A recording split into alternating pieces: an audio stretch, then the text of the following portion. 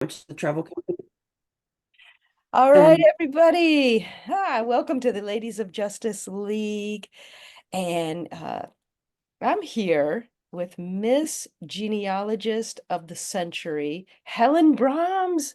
Helen, how are you today? super fantastic and sparkling, Lois. Thank you so much for having me on today. I appreciate it. Oh, I'm going to learn a lot. Our listeners are going to learn a lot. And just so everybody knows, Helen is a genealogist with yourfamilytreedetective.com. And I guess you've been working on this for like 40 years. Isn't that right, Helen? Um, yes, so my doorbell just rang. Can we pause? I've been like piecing together the family trees for you, your family, other people, and you've taken this passion and helped families find connections to points in history and kind of bring that history alive, right? With the eyes Yes, of their, through the eyes of their ancestors, I guess you would say. yes, So, absolutely. Helen, why genealogy? Like, what's this fascination that you have?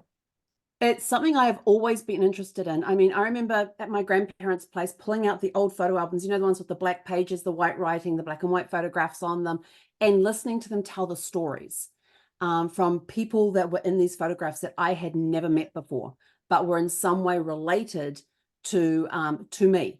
And I didn't know how they were related. Or they'd say, "Oh, this is your great great grandfather," or "This is your great grandfather," and all, or grandmother, and all this sort of stuff.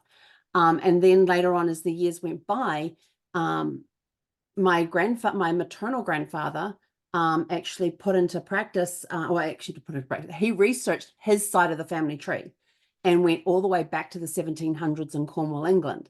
Hang on, Cornwall. Gotta remember this one. I'm Cornish, so whichever. Cornwall. I get mixed up between Cornwall and Cromwell. Cromwell's in New Zealand and Cornwall's in Cornwall. Cornwall's in England. Cromwell is in New Zealand. Okay. So we went way back to the 1700s on that side of things. And then and so I was interested in seeing how the connections worked. And he had, and this it was in this binder thing, and you'd flip the pages, and like he'd have the main family, and then he'd lettered the kids A, B, C, D, E, F, G, I think down to H.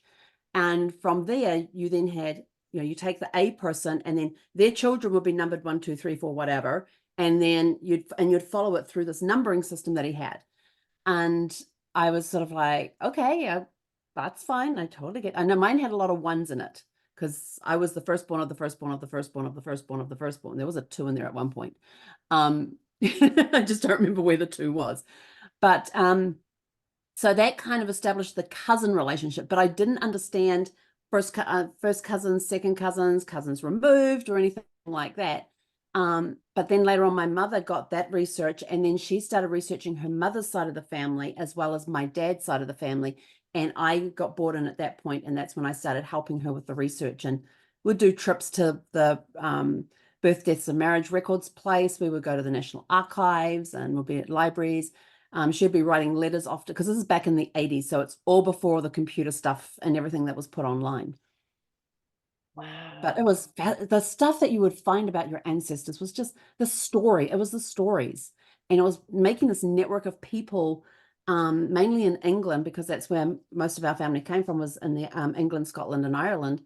Although the Irish connection we didn't know about till years later. That one I discovered. Um, but it was just this all these different stories that people had, and to think that I was related to them. Yeah, I was an archaeologist for a number of years. I'm with you on that. Mhm. It's It's the stories. fascinating. Um, what did you do and how helpful was it when you were coming across maybe some deceased family members' belongings? I mean, were you able to retrieve some of those or? There were some that we were able to retrieve. My dad's side of the family came from the Manor House. It's called the Manor House, and it's in Warboys, and it was used to be Huntingdonshire. It's now Cambridge in England, and it's this big old house that's been around for centuries. In the front yard is a church with a graveyard, and a lot of my ancestors are buried in that graveyard. Right. But I actually have it. It's in the other room. When my parents visited the manor, they got taken for a thing through it, but the guy who owned the place had restored it back to a lot of its original woodwork and stonework and things like that, and changed the rooms around.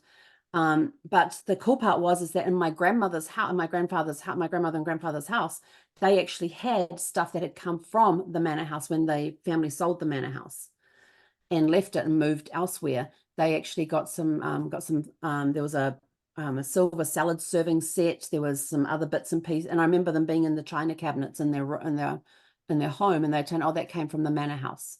So I grew up hearing stories that this came from the manor house. This is the manor house, manor house, manor house. And Uh-huh. that's what the building's called. It's the manor house. Now you say you have a picture of that? I have a picture of the house. Yes, Uh-huh. it's in the other room in a book because my how was she related to me? My second or third great aunt, she actually was born and raised in the manor house, and she would write letters. Well, years later, those letters were published into a book, and my great aunt actually had a copy of the book. That this like third grade aunt, second grade, hang on, it would have been her great aunt. So my second great aunt, yeah. And that she actually had a copy of the published book from the 1800s. And so she loaned it to my mum, who then photocopied the entire book. And I got it and put it into the things that had all the plastic sleeves in it. And so I got a copy of that. And in the back of the book, she put this information about the manor house in there, along with some photographs of what it looks like inside today. Ah, so And cool. along with some of the gravestones in the graveyard. That's great. Yeah. So, uh, let's say someone watching here wants to maybe get started. How do you start? Where do you start with researching and everything, your family tree and all that past? First thing you do is you sit down with a pen and paper and you write down everything you know. You write down all the names that you know, the relationships to you, their birth dates, death dates, marriage dates, who they got married to, where they have lived. Everything is who, what, where, and when. So who were they? Where were they born? When were they born? And then who were they? Where did they die? When did they die? What was the cause of their death? So everything you can remember that you've always been told in stories from your over the years as you've been growing up, you hear all these family stories and things. Write down everything you know.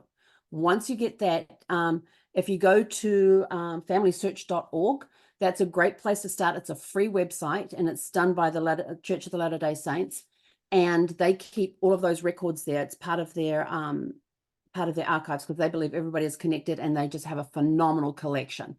And so you can go to their website. They actually have free forms that you can download. Ancestry.com also has free forms you can download where you can fill in this information. Here's the mother's information. Here's the father's information at the top, mother's information, children's information underneath. So write down everything you know. So write down everything about yourself, about your parents, your siblings, your cousins, your aunts, your uncles, your grandparents, your great-grandparents, anything that you can remember, write that down. Then we organize it.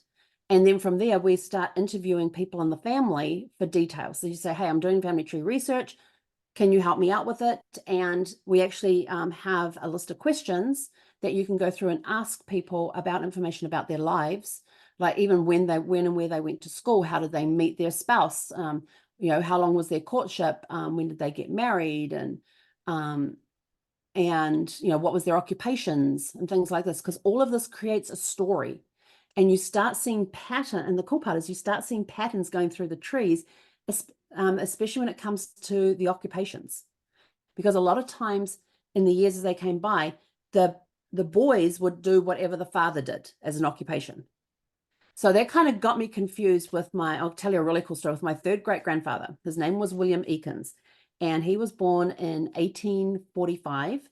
He wasn't baptized 5th of November 1845. He wasn't baptized until the 5th of November 1851, 1850. And I found his baptism, and we've been trying to find this guy. And his father's name was William Eakins as well. And on one of the census reports, it had on his, what got us started looking for this guy was on his marriage certificate, the son's marriage certificate. the one that was born in 1845, it had that his father was a foreign agent.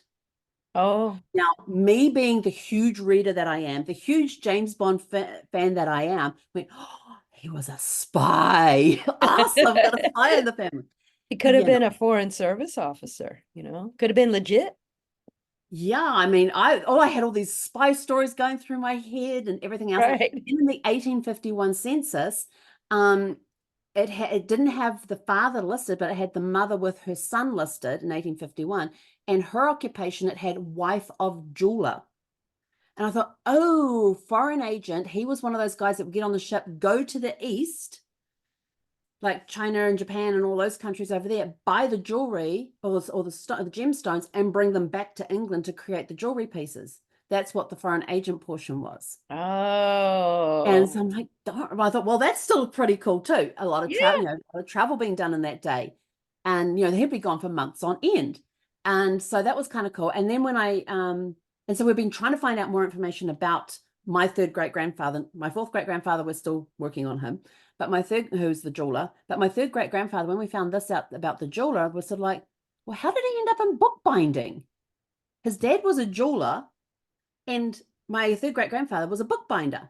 Like, how the, and so we're trying to figure, and I'm working with a cousin that lived in Australia, another cousin back in New Zealand. We're working on this, the three of us together. And all of a sudden, one day I came across this baptismal notice in the parish records, and it had his information in there. And I knew it was him because the birth date was exact.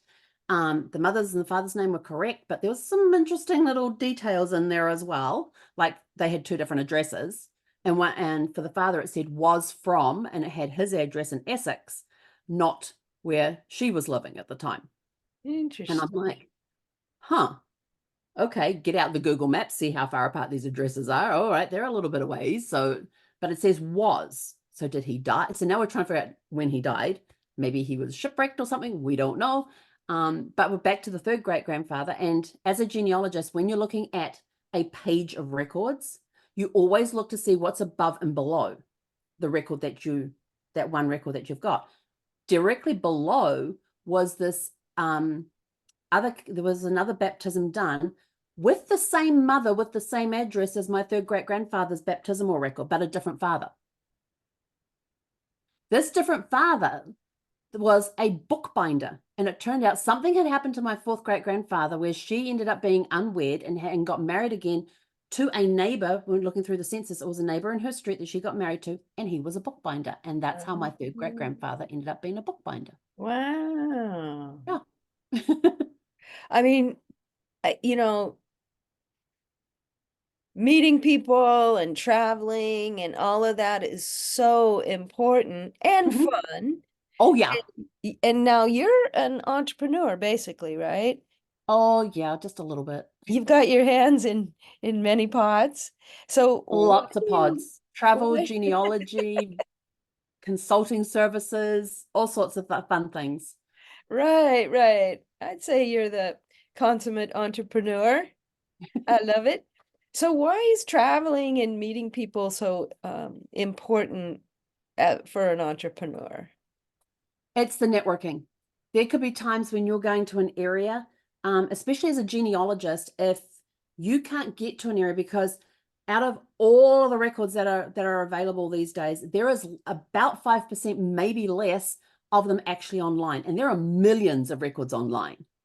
But there are also some records that will never be online because of the copyrights. So you actually have to physically go to where the books or the records are held to physically see them in person.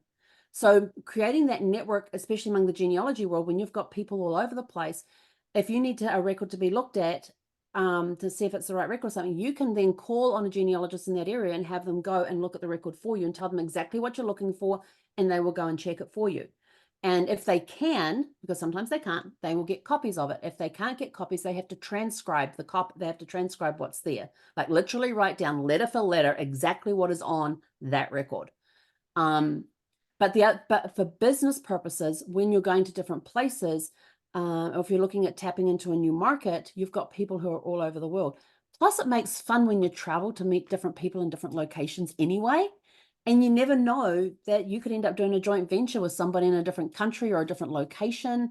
you never know who you're going to meet. And I just absolutely love that fact that when we're traveling and things, basically my thing is to not really tell people what it is that I do, but to find out more about what they do. And then see and if I like the person, if you get that really good, that gut feeling that person is a good person, they're genuine. Especially when you're on a cruise ship, you get to meet all sorts of people on a cruise ship. Um, you're kind of confined in an area for several days together. But you can also see somebody on a cruise ship one day and never see them again on the entire cruise.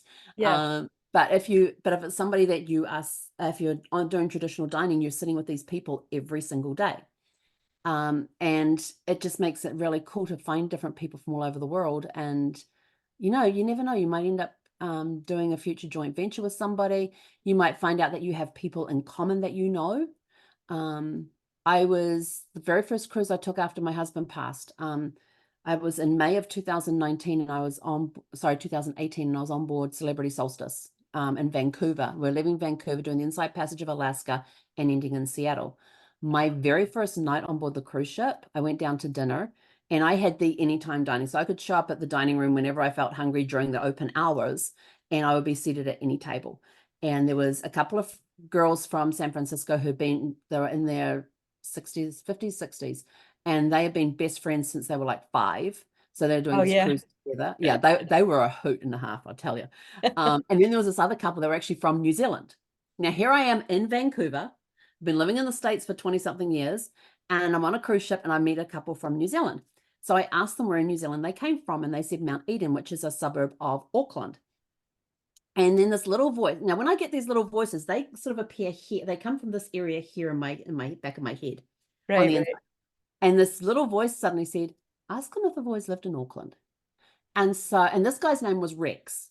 Now, Rex is not a very common name. I know of Rex Harrison, the actor, who was Dr. Dolittle, the original Dr. Dolittle, and he was also My Fair Lady. And I have an Uncle Rex. Those are the only 2 Rexes I have ever met or ever known of in my entire life. Now I had met a third Rex. And he turns around and says, "Oh, no, I've never lived in Auckland all my entire life. So I come from this little town down in Taranaki called Waitara." And I went, "Really?" Now, Waitara is a little town. If you have a look at the map of New Zealand, you see that bump that's out there on the left-hand side when there's a mountain in the middle of it. Waitara is sort of, as the North Island comes down and then curves to go out, it's right in that little area there, just north of New Plymouth, 16 kilometers northeast of New Plymouth. And it has a population of when I lived there, it had 6,500 people. And it was the one place in New Zealand I lived there for 6 years. That was the longest I lived in any place in New Zealand. And so I said to him, I said, "Really? You're from Waitara?" He goes, "Yeah." I said, "That is the longest place in New Zealand I ever lived." And it turned out that his parents owned the menswear store that was in downtown. And as soon as he mentioned the menswear store, I knew exactly where it was. I knew what corner it was on. It was the only place in town you could buy the school uniforms for the middle school and the high school, because we wore uniforms to school, except primary school, it was all just regular clothing. But for intermediate or middle school and high school, we had to wear uniforms. And that was the only place in town that you could buy them. And Small world. I'm on a cruise ship leaving Yeah. Vancouver. But Yeah. the cool part was he knew as much gossip from Waitara that my mother did. My mother was a nurse in the doctor's office there. And I mentioned that, and he goes, "Oh, with Dr. Lockhart and Dr. What's the other one? Van Prague." And I turned around and I said, Wow. "Yeah." And I said, "No," but my mum was with a different doctor that was there, and he hadn't known the new doctor that my mum was the nurse for.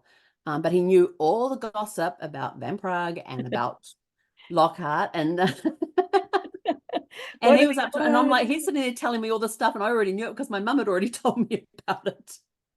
What are the And we odds? haven't lived in that place since let's see, I left there in 1984, and my mum's up on all the gossip. They left there, I think it was a couple of years later in 86, 87, somewhere around there they left, and no, it was 86 they left there, and yeah, and so she's still up with all the gossip that's going on back there. He was up with all the gossip, and I turned around and said, "Oh."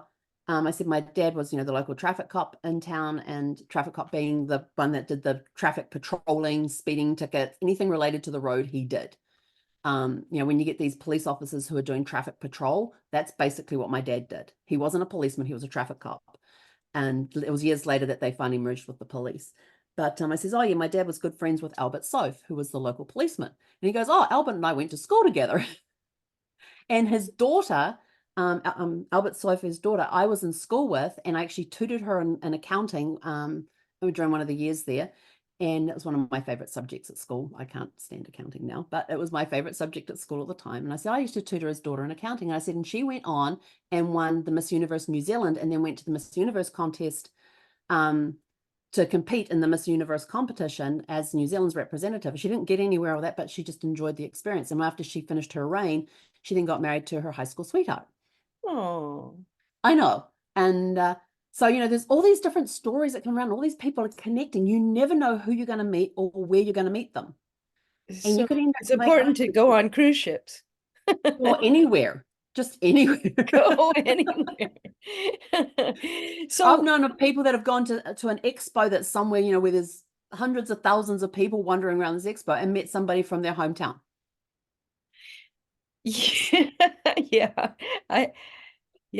I know. 3 Or degrees of met their best friend there separation. or something. They didn't know they were going to the expo. I've heard these stories happen for a reason. They connect. And it's always good I'm always encouraging people to write down their life story because a friend of mine, she's got this really cool phrase. She goes, we are the ancestors of our future generations. Yes. And when she said that, I was sort of like, that's so cool. Well put. Well put. Yeah. I never thought of it that way, but we are the ancestors of our future generations. So what are we going to leave them today that they can then look at back in years and several hundred, 20, 30, 40, 50 years down the track? What can we leave them today that they will be able to access then to know what our life was like back here? What was it like to go through COVID? What was it like when 9/11 happened? All these different historical events. What was our impression? The king got coronated. So I'm talking to my mum, who was 10 at the time when the queen was coronated, and said to her, I said, what do you remember about that? She said, well, we didn't have TV back then. We just had the radio. And so we remember when she became queen, when her father passed away. And she says, I don't remember much of the coronation because we listened to it on the radio. We didn't have a TV to watch it on at the time. And so I got her impressions on that. But, I'm going to have grandkids later on who's coming and asking, well, what was it like when the king was coronated? Right. Got to see a coronation. And who knows, I may be alive for a second coronation. I don't know. We don't know how long King Charles III will be on the throne for. Right. So yeah, so that's all these, all these world events and everything else. You can live the world events through other people's stories. But if you are looking back to see how your ancestors were involved in those historical moments, what records are you looking at? What stories are you finding out about their impressions of things that happened? Because those are firsthand impressions, those Mm-hmm. are next best thing to be in there. Yeah. So I know that you are obviously following your dreams. And Mm-hmm. do you have any advice for people who about following your dreams? Like, how important is that? My company's name is Before the Dirt Nap. So, Right, right. so Before the Dirt Nap, what do you want to get done before the dirt nap? Why are you waiting? Why can't you live your best life now? It's getting rid of the excuses. And if you need a round to it, I have round to it. I'm happy to send to people so they, because I'm people gonna always do have that that excuse, I'll later. get I'm gonna do around to that it. when I get around to When it. I get around to it, exactly. So I send people round to it and I go, your excuses are now removed. Go follow your dreams. You're free. And yeah, and it's like, you have these dreams you want to do. Have you ever investigated into them what you're going to do with them? Have you investigated what does it take to be able to achieve this dream? What steps do I need to take? Because some people go, well, this is my dream trip. Okay. Your first step is go talk to a travel professional, find out what it's going to cost, find out if it's a realistic thing. You might have to move things around in your itinerary based on when you want to leave and things like that for catching different seasons and things. Are you going to a place that's going to be covered in snow when you really want to be somewhere where it's warm? Or Right. when it's warm. So, things like, take into account things like this. Is it realistic to go from here to here and then back over to here again? Put it in a logical flow. Maybe you do want to go higgledy-piggledy all over the place. But some people like to go, well, we'll go here and we'll go here, we'll go here, we'll go here, da, da, da, da, da, da. And the first thing, and people go, oh yeah, one day I want to do this. Okay, let me tell you this: someday never comes. Having had a husband who passed from cancer, life is short. And when you see that happening to people, and you see young people dying from passing away from cancer, from accidents, things like that, life can be really, for some people it's longer, but our life is basically a dot on a piece of paper. It may not even be that big, but it's just this very small period of time that we're here for. So instead of keep saying, well, someday, put a date on it and go for it. When you're looking at that dream trip, it could be, well, actually, that's not going to cost me that much to do. Oh, it's even cheaper than I thought it would be. Huh. Right, now let's get a date on it. When do you want to leave? Let's start getting you booked, pay that deposit. You're now committed. And now, because you've got that dream going and you've got that deadline in place, this is when my final payment is due. And then after that, I get to go on this fabulous vacation I've always wanted to take. Now your brain kicks into gear. Let's make it happen. Yeah. What do we have to do? Yeah, what do we have to do to make it happen? Yeah. So I know that you have some support for people. Don't you have like Family Tree Decoded or some kind yes. of resource for people? So if they go to familytreedecoded.com, they can get an electronic copy of the book called Family Tree Decoded, which kind of gives you some stuff to get you started on things if you want to do it yourself. And then once you've filled out that information to get that sent to you, it then takes you to a calendar where you can book a discovery call. And we have about an hour-long discovery call to see, do you want to do the research yourself, or do you want some professional help with it? Okay, so is that the way people can contact you to find out more about Yep. who you are and what you do and what you have and how Well, you Family get... Tree Decoder won't give them a lot of information. It gives them a free book, and then it allows them to book into the calendar. If they go to shop.yourfamilytree, if they go to yourfamilytreedetective.com, they then have access to who I am, what some of the packages are, but we do have a President's Day special on right now. So if they go to shop.yourfamilytreedetective.com, that will take them to where we have the gift certificates. And right now you can pay for 3 hours and get 6, or pay for the 5-hour package and get 10 hours. Okay, so let me just get this straight. They need to go to shop.yourfamilytree.com. Yourfamilytreedetective.com. Okay. Sorry, I probably misspoke that one, didn't I? No, that I'm just clarifying. Yeah. So not shop.yourfamilytree.com. Oh, yourfamilytreedetective.com. Shop.yourfamilytreedetective.com. Yeah. Okay, fantastic. And is there, what is the best way for people to contact you?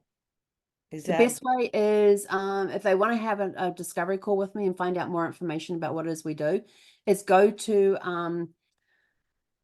familytreedecoded.com, get the ebook, and then the next screen will take you right into my calendar. okay? Yeah. So familytreedecoded.com. And No, then yeah, book them. familytreedecoded.com will get them the ebook and able to book an appointment. If they go to Your Family Tree Detective, they can find out more information about me there, about the services that we offer. And if they go shop.familytreedetective.com, then there's the gift certificates, and they can buy the gift certificates for themselves. So Okay, fantastic. Thank you, Helen Brahms. This is Lois Threlkeld, ladiesofjusticeleague.com. And just thank you so much. I really appreciate your time. And I look my forward pleasure. to speaking with you again, Miss Helen. Well, thank you so much for interviewing me. I truly appreciate it. All right. Take care. Bye, everybody. Talk soon.